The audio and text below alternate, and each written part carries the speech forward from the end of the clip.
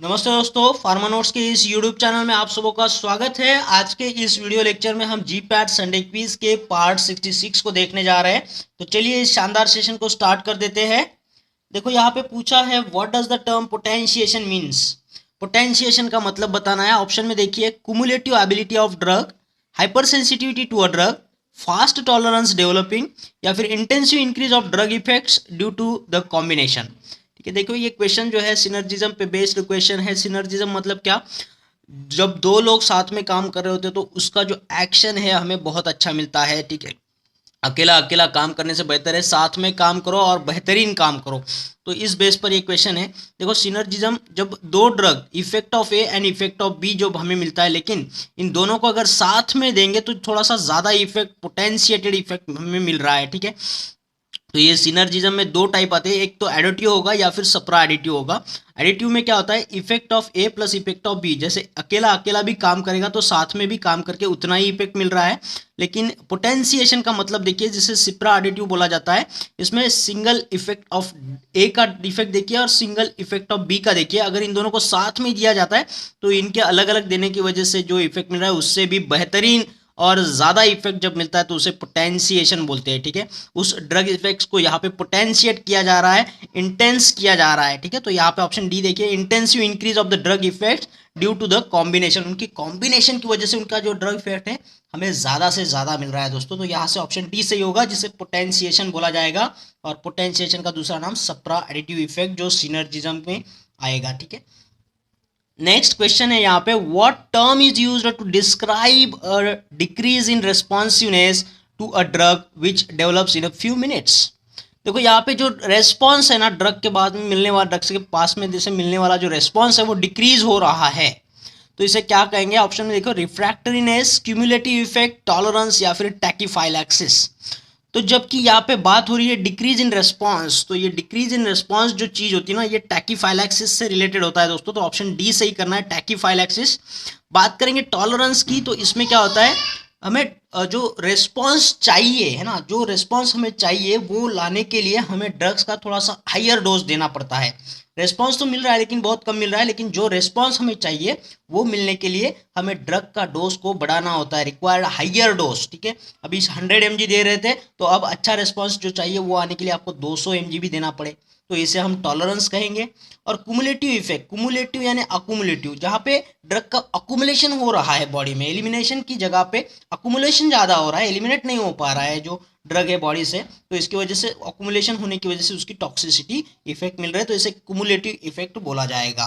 ठीक है, तो यहाँ पे याद रखिएगा, डिक्रीज इन रेस्पॉन्स जब हो तो टैकीफाइलैक्सिस होता है। ये एक प्रकार का रैपिड टॉलरेंस है दोस्तों। ठीक है, नेक्स्ट यहाँ पे क्वेश्चन है, the receptor binding to one receptor subtype as agonist and to another as an antagonist is called as. तो इसको क्या बोलेंगे हम? ऑप्शन में देखिए, कॉम्पिटिटिव एंटागोनिस्ट है, irreversible antagonist, and agonist antagonist या फिर पार्शियल एगोनिस्ट। तो यहाँ से सही जवाब होगा दोस्तों ऑप्शन सी। ये एगोनिस्ट एंटागोनिस्ट होता है जो एक रिसेप्टार के, यहाँ पे देखिए ओपाइड रिसेप्टार, उसके सब टाइप हम यहाँ पे देख रहे हैं, कप्पा एंड सिग्मा और ये म्यू। तो इसकी जो सब टाइप है यहाँ पे वो ड्रग बाइंड होता है। पेंटाजोसिन को देखिए, ये अगर कप्पा और सिग्मा रिसेप्टार सब टाइप पर बाइंड हो यहाँ ओपाइड रिसेप्टार के, तो ये एगोनिस्टिक इफेक्ट दे रहा है। लेकिन वही ड्रग उसी रिसेप्टार के सब टाइप म्यू पर जब बाइंड होता है तो हमें एंटागोनिस्टिक इफेक्ट मिलता है। तो ये एगोनिस्ट एंटागोनिस्ट के इफेक्ट मिलने वाले ओपियोइड रिसेप्टर बहुत सही एग्जांपल है इसका। तो यहाँ से यही सही होगा दोस्तों। इरिवर्सिबल एंटागोनिस्ट मतलब क्या? ये उस जगह को बाइंड कर लाता है अगोनिस्ट के, और ये इस तरीके से बाइंड होता है, कोवैलेंटली बाइंड होता है, बहुत जम के बाइंड होता है, छोड़ता ही नहीं है उसको। ठीक है, और ये कॉम्पिटिटिव एंटागोनिस्ट मतलब जहाँ पे एगोनिस्ट बाइंड होगा वहाँ पे ये जो सब्सटेंस है एंटागोनिस्ट वो जाके वहाँ पे भी बाइंड हो सकता है, उसी जगह पे बाइंड होगा उसी रिसेप्टार के। तो ये कॉम्पिटिशन चलता है, उस सीट के लिए कॉम्पिटिशन चलता है। ठीक है, नेक्स्ट हम यहाँ पार्शियल एगोनिस्ट की बात करेंगे। तो जो एगोनिस्ट होता है उसका हमें फुल रेस्पॉन्स मिलता है, जब वो एगोनिस्ट सब्सटेंस वहाँ पे बाइंड होता है रिसेप्टार पर तो हमें फुल रिस्पॉन्स मिलता है। लेकिन पार्शियल एगोनिस्ट जो होता है तो वहाँ पे फुल रिस्पॉन्स नहीं दे पाता है, फुल रिस्पॉन्स से कम रिस्पॉन्स मिलेगा, है ना। अगर एगोनिस्ट 100% रिस्पॉन्स दे रहा है तो पार्शियल एगोनिस्ट 100 से कम देगा, 50 देगा, 40 देगा, 30 देगा। ठीक है, तो उसे हम पार्शियल एगोनिस्ट, पार्शियल मतलब कम। ठीक है, नेक्स्ट यहाँ पे क्वेश्चन है, what does the term bio availability means. Bio availability का मतलब बताइएगा। ऑप्शन देखिए, plasma protein binding degree of substance, permeability through the blood-brain barrier, fraction of an unchanged drug reaching the systemic circulation following any route of administration, या फिर amount of substance in a urine relative to the initial dose। तो देखिए, bio availability जो होता है ना, हमारे खून में, हमारे सिस्टेमिक सर्कुलेशन में जो ड्रग आ रहा है, लेकिन उसका कौन सा फॉर्म आना चाहिए, अनचेंज्ड फॉर्म। ठीक है, अनचेंज्ड फॉर्म में जब वो हमारे खून में आता है, चाहे वो हम ड्रग को कोई भी एडमिनिस्ट्रेशन रूट से ले, एडमिशन रूट ऑफ एडमिनिस्ट्रेशन से ले, तो उसका जो फ्रैक्शन आ रहा है अनचेंज्ड फॉर्म में खून में, तो उसे हम बायोअवेलेबिलिटी कहेंगे। ये डेफिनेशन है इसका, याद रखिएगा ये। चलिए नेक्स्ट क्वेश्चन की तरफ बढ़ेंगे। देखो यहाँ पे फार्माकोकाइनेटिक्स का मतलब पूछा है। फार्माकोकाइनेटिक्स क्या है, तो हम यहाँ पे ऑप्शन को पढ़ लेते हैं। The study of biological and therapeutic effects of drug. Second option है the study of absorption, distribution, metabolism and excretion of the drug, ADME of drug. Next है the study of mechanism of drugs action, या फिर study of methods of new drug development. ये बहुत सही सवाल है। Kinetic and dynamic, pharmacokinetic, pharmacodynamic. ठीक है, काइनेटिक जो होता है ये एडीएमई के साथ में होता है, तो याद रखिए ये काइनेटिक और ये एडीएमई, देखिए कदमे के साथ में याद रखिए, या डिस्ट्रीब्यूशन या एब्सॉर्प्शन, डिस्ट्रीब्यूशन, मेटाबॉलिज्म और एक्सक्रीशन, तो ये होगा हमारा के, यानी फार्माकोकाइनेटिक। डायनेमिक में mechanism of action of drug आएगा। नेक्स्ट सवाल है यहाँ पे, हाइड्रोफिलिक, हाइड्रोफिलिक, फिलिक यानी लव, हाइड्रो यानी वाटर, वाटर से जो लव होता है, वाटर के साथ में घुल मिल जाने वाले, hydrophilic medicinal agent has a following property. कौन सा प्रॉपर्टी होगा, ऑप्शन में देखो, low ability to penetrate through the cell membrane lipids, penetrate through the membranes by means of endocytosis, easy penetration through the blood brain barrier, या फिर high reabsorption in the renal tubules। तो देखिए ये एक water loving medicinal agent है, तो इसका absorption aqueous में से ही बहुत अच्छा होगा, वाटरी सॉल्यूशन से बहुत अच्छा होगा। लेकिन यहाँ पे फर्स्ट ऑप्शन में देखिए, यहाँ पे ये जो हमारे सेल मेम्ब्रेन होते हैं जिसमें लिपिड लेयर्स होते हैं दोस्तों, है ना, लिपिड्स होते हैं, फास्फोलिपिड लिपिड होता है, तो ये बाई लेयर होता है, उसमें से इस ड्रग को अगर पेनिट्रेट होना होगा तो इसका एबिलिटी लो होगा, क्योंकि ये वाटर लविंग है और यहाँ पे लिपिड्स है, तो यहाँ से जो इजीली पास होगा वो हाइड्रोफोबिक होगा, वाटर हेटिंग लिपिड लविंग, यानी लाइपोफिलिक ड्रग इजीली पेनिट्रेट होंगे, लेकिन ये हाइड्रोफिलिक है तो यहाँ से इसका पेनिट्रेशन स्लो होगा, लो होगा। ठीक है, तो ये ऑप्शन ए सही होगा, जो कि बोल रहा है ये हाइड्रोफिलिक होने की वजह से इसका low ability to penetrate to the lipid membrane, lipid cell membrane की, इससे ये स्लोली जाएगा।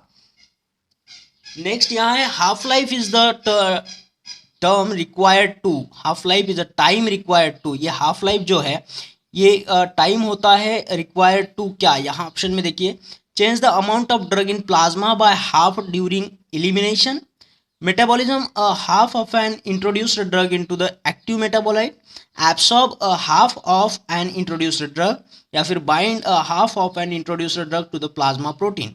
तो देखिए ये half life of time require, ये प्लाज्मा हाफ लाइफ होता है। मैं पहले तो आपको बता दूं, जितना भी ड्रग हमारे प्लाज्मा में अवेलेबल है उसका एलिमिनेशन होता है। मान लो 100% ड्रग प्लाज्मा में अवेलेबल है, तो फर्स्ट हाफ लाइफ में सिर्फ 50% ड्रग बचेगा, सेकंड हाफ लाइफ होगा तो बचे हुए 50 में से 25 ही बचेगा, थर्ड हाफ लाइफ होगा तो बचे 25 में से 12.5% ही बचेगा। तो ये टाइम होता है, उतने टाइम में हमारे प्लाज्मा में जितना भी ड्रग हो उसमें से आधा एलिमिनेट हो जाता है, हर हाफ लाइफ के बाद में उसमें से आधा ड्रग एलिमिनेट हो रहा है।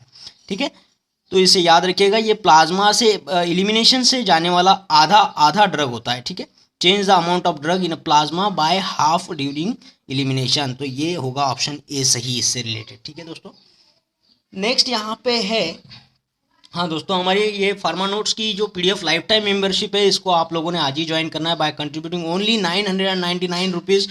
तो इसको आप कंट्रीब्यूट कर सकते हो, कोई भी ट्रांजैक्शन आपसे, जैसे पेटीएम हुआ, फ़ोनपे, गूगल पे, और ये कंट्रीब्यूशन आपको करना है हमारे इस मोबाइल नंबर को यूज़ करके 8087339648 पर। जैसे ही आपका कंट्रीब्यूशन हो जाता है, आपको हमारे प्राइवेट टेलीग्राम चैनल से लिंक किया जाएगा, जहां पे आपको ये सारा मटेरियल पीडीएफ के फॉर्म में मिलता रहेगा दोस्तों, जो आपके प्रिपरेशन में बहुत इंपॉर्टेंस रखेगा, बहुत मायने रखेगा दोस्तों।